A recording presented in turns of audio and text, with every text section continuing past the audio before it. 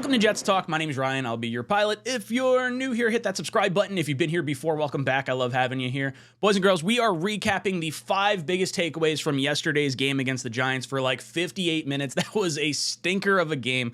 And then we got a little bit of excitement towards the end there. Definitely a frustrating game from all perspectives, Jets and Giants, and I want to hop into it right here. So first up, number 5 on my list, special teams coming in big, really for both teams.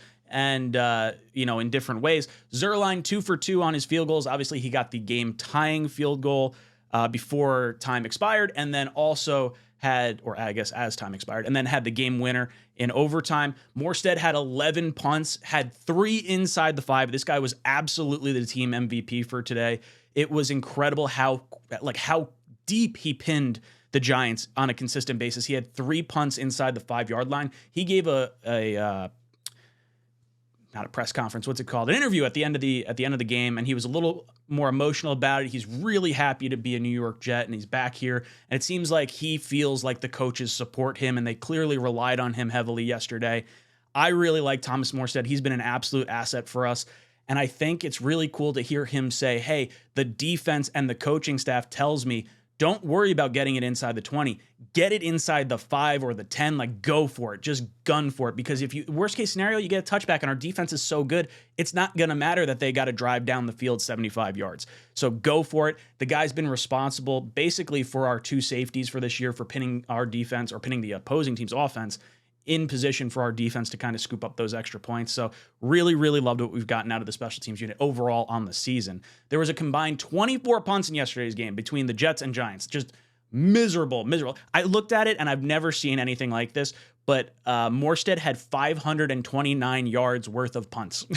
That's an absurd amount of kicking for him. And then at the end, Gano misses the field goal to go up by 6, which is absolutely wild. And if you guys didn't catch it, you should go back and watch it because Will McDonald jumps over the entire offensive line and is in position to block that ball. If that ball is kicked straight forward and going to go through the uprights, I think McDonald probably hits it. That scare tactic definitely kind of shook Gano, and Gano pushed it wide left. So overall, special teams, very tough kicking conditions yesterday for the field goal kickers. The punters got a ton of action, but the Jets came through when it needed the most. So big nod to the special teams unit for yesterday. Number 4, I want to talk about the penalties. This has got to get cleaned up. The Jets had 9 penalties for 85 yards. The Giants had 6 penalties for 73 yards. On the Jets side of things, we're coming off a bye. You have to be more disciplined than this. The big ones. We had penalties at very inopportune times. These are not ticky-tacky kind of penalties. This is Jermaine Johnson getting a late hit on the quarterback inside the red zone on 3rd down. They were kicking a field goal. They were going to be up by, they weren't even going to be up. It was going to be 6-7, but instead Jermaine Johnson decides he wants to get one more hit on the quarterback, and I'm just like, no! What are you doing? You can see it a mile away. Flag comes in. They wind up scoring a touchdown. And at that point, I'm like, we're on our 4th center. There's no way we're going to be able to move the ball to score a touchdown. It's been so frustrating. I was crushed when I saw that. But this was like a consistent thing. It happened over and over again. You saw it with holding penalties. You saw it with false starts and offsides. You had Michael Clemens offsides on one play. I think it was Clemens. Yeah, Clemens was offsides. It's just frustrating across the board. You got to clean this up. And on the Giants side of things, 6 for 73 from a yardage perspective, it seems like everything was pretty fair, but the majority of this yardage came on the final overtime play where Zach threw the ball to Malik Taylor and got a defensive pass interference that pushed the ball 40 yards down the field, 35 yards down the field. So really does not look as close as it sort of appears when you really look into what the penalties were. Now, for the Jets, you have to clean this up. And they've been better over the course of the season. Jets are one of the least penalized teams in the league. So I don't see this being a consistent issue. But if we weren't facing a 3rd-string quarterback in a sloppy condition game that is already kind of a bad team, the Jets would not have won this game. This is just not good. You can't have it. You got to have more discipline. So hopefully they clean this up moving forward. Injuries. Number 3, big time injuries for the Jets and Giants. The Giants lost Tyrod Taylor, so they wound up bringing in Tommy DeVito, not Danny DeVito. They have Darren Waller go out with, I think it was a hamstring. I wrote hamstring, and I'm kind of questioning it. But he winds up going out, I think it was in the first quarter, pretty early on in this game. So the Jets only really had to contend with Saquon Barkley, and they just had to lock him down. And Saquon got his yards, but I'm okay giving him some of those yards if no one else is getting anything else. On the Jets side of things, offensive line takes a big hit. Connor McGovern goes out with a knee injury where he's expected to miss some time. I haven't heard, as of recording this video, what that injury actually is. Al Woods winds up tearing his Achilles. We have sacrificed another Achilles for a victory.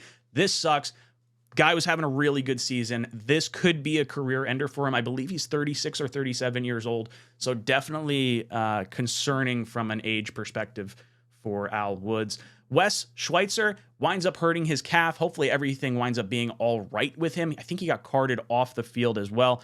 This is not something that I feel comfortable if I'm a New York Jet fan. Our offensive line was already in shambles. Yes, we might be able to get Dwayne Brown back, but at this point, he's not playing tackle for me. He's either a backup or he's going to have to learn how to play offensive guard, or maybe he plays right tackle and then Mitchell slides into a guard. Somehow you got to figure out interior offensive line if you're the New York Jets by the trade deadline, which is tomorrow at 4 p.m. You got to figure it out. Lyle Collins still sitting out there for some team to just pluck him off the street. Why not grab him, plug him in? He's at least a starting caliber offensive lineman, and you kind of need it. There's not a whole lot of options once you get past the trade deadline because Collins' contract demands are going to go up once teams can no longer trade for other options. Ben Jones is still sitting out there from Tennessee. We have their offensive line coach. That would be a pretty seamless transition, even though he hasn't been the healthiest of options. So the Jets' offensive line totally in shambles. But if it were not for the injuries on the Giants side of things, the Jets probably don't win this game. Although I guess if we had our starting center, we probably moved the ball a little bit better. Like we couldn't even get a snap exchange towards the end. Xavier Newsome, for never having had an exchange with Zach Wilson in terms of snapping the ball, once he settled in, really wasn't too bad from a snap perspective. From a blocking perspective, I'm going to have to go back and watch the tape, but not ideal if you're the New York Jets. So something we're definitely going to have to overcome the rest of the way out here in a position group that we were already concerned on. Number 2 is the defense. Defense comes up big, held the Giants to -9 overall passing yards and had 4 sacks. That is a big, big, big accomplishment for this defense. 2 of 19 on third downs, so the Jets were able to stay stout on the most critical downs that we really haven't been able to get off the field on. A lot of teams have been able to move the ball up and down the field in between the 40s, and yesterday the Jets didn't allow it at all. Jets are 31st in rush yards per game, so it's a very deceiving stat, though, because they are 13th in yards per carry on designated runs. So that tells me that there are a lot of broken down plays. We have to be able to get home, get to the quarterback. The running quarterbacks, they're averaging like 8 yards per carry on us when they have these weird scrambles. Dak Prescott, Russell Wilson, Tyrod Taylor, these guys were having some success on the ground against our defense. And you got to at least try to button it up. But from a purely running back style defense for us, we're actually pretty good. So 13th overall in yards per carry. I believe it's 4.0 yards per carry on designed runs. So overall, love what the defense has given us so far. They're the reason we are in each and every game. And we just got to have the offense kind of kick it in gear, which is number 1, offense. Very frustrating day overall. Zach Wilson is 47.2% completion percentage, 240 yards and a touchdown. He did not have a fumble or interception. Nope, that's wrong. He did have a fumble. He had 2 fumbles, didn't he? Well, I guess he gets credited for 2. He's got the one with Kayvon Thibodeau that came off the edge, and then he had the other one with the snap exchange with Xavier Newsome. So not ideal. I pinned the one on Zach where he kind of scrambled out. He's got to know from an internal time perspective, if you're running out of the pocket and you got that much time, you should probably get rid of the ball. Bakai Becton got put in a blender with Kayvon Thibodeau. Jets did not have an answer for speed rusher all day. Thibodeau had 3 sacks, coming up with big plays, even like hustle plays that weren't necessarily considered sacks, but he gets Zach down, with a 2-yard gain. Some really, really good play out of the Giants defensive front for sure. But no interceptions from Zach. So that was kind of a big one. Garrett Wilson, 7 receptions, 100 yards. This one kind of surprised me. I didn't realize that Garrett Wilson had actually accumulated that much yards while I was actually watching that game. It did not feel that way, but awesome for Garrett Wilson. The dude continues to be a stud week in and week out. Breece Hall, 18 touches, 93 yards and a touchdown. Obviously had the 53-yard scamper in was it the second quarter? Or no, it was the first quarter. It was first quarter points of the season. So touchdown of the season. So obviously, love what we're getting out of Brees, love what we're getting out of Garrett Wilson. The Giants decided, hey, we are going to sell out against the run because of the weather conditions, because Zach Wilson is having a little bit of a hard time struggling. The offensive line isn't quite great. So Brees on the ground itself really didn't have like much of a game. I think at one point they were saying it was like 12 carries for 11 yards at one point, and that was really didn't make you feel all warm and fuzzy. But when I'm looking at this offense overall, you say, okay, we dodged a bullet. We got out of this game with a victory. That is first and foremost the most important thing. Secondly, this continues to be a pretty impressive performance from Zach Wilson in terms of like when he's available to play in either a 2-minute offense or a hurried up offense, whatever reason, when he doesn't have to think, he can just kind of hit the plays that are in front of him and get what has to be done. He was able to get Kayvon Thibodeau to jump off sides on a hard snap, got the free play, rips the ball. I think it was to Garrett Wilson. I'm losing my train of thought right now. Down the field, stops the clock because of the penalty. So Zach coming up big on the final play of that drive. He had the first down we got on third down was Zach Wilson scampering for like a 15-yard run on the ground. So Zach with his legs has really been impressive. And then after the Garrett Wilson catch, Jets have like 14 seconds. They get the ball down to Lazard. They got 9 seconds or 11 seconds, whatever it is. They're sprinting down the field. Kudos to the Jets coaching staff, to Zach Wilson, to everyone on the offense, the offensive line guys, even like Xavier Newsome, all the guys that are like reserves that hadn't maybe been practicing this as much. The Jets had a halftime flub up where they didn't get points at the end of, I think it was the Broncos game. And I'm sitting there, I'm watching them run to the line of scrimmage. I was like, we're going to lose this game right now. We're in position to kick a game-tying field goal.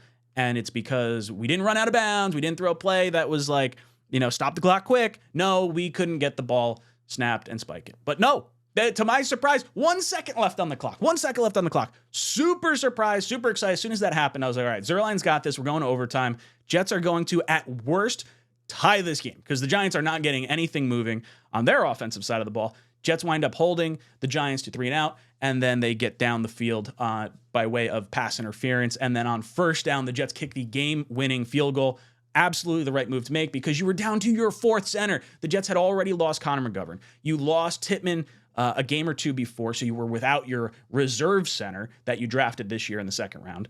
Then you lose Wes Schweitzer, who was moved from right guard to center. Then you wind up having to bring in Xavier Newsome. So this was a very, very stressful last half of the game for the New York Jets because of the injuries. It felt like we could not get a clean exchange. Zach Wilson wound up saving a potential safety on a high snap. He caught the ball like at the tip of his fingertips. So there, as much as the stats look really ugly for Zach, and they need to get better, by and large, when it came down to crunch time, there were some pretty nice plays that were made by everyone across the field. I mean, Garrett had some heck of a catches. Garrett could have had even more catches if Zach put the ball where it needed to be. There was a really nice play towards the sideline on the right-hand side that Garrett was not able to reel in because he kind of had to come back for the ball as opposed to running towards the out-of-bounds area. But overall, I like what we're getting. I'm definitely like, there was a point in that game where I'm like, all right, I'm ready to pull Zach. This is getting a little ridiculous here. And he winds up making me shut up at the end of this game. So I don't know. I'm frustrated. I'm excited we got the victory. Jets are at 4-3. That's really what matters most. But I want to hear from you guys. What are your 5 biggest takeaways from this game? Start to finish, like good, bad, ugly, whatever it is. Let me know your thoughts down below. I'm going to be live tonight with Chris, the entertainer, talking sports. So if you guys don't know him, he's a really great Giants YouTuber. Highly recommend him. We're going to be doing our call-in show. So if you want to hop over to that, 8 p.m. tonight, going to get some Giant fan perspective as well as some of my additional thoughts as we roll through all this whole thing. So guys, let me know your thoughts in the comment section down below. And as always, go Jets. Jets!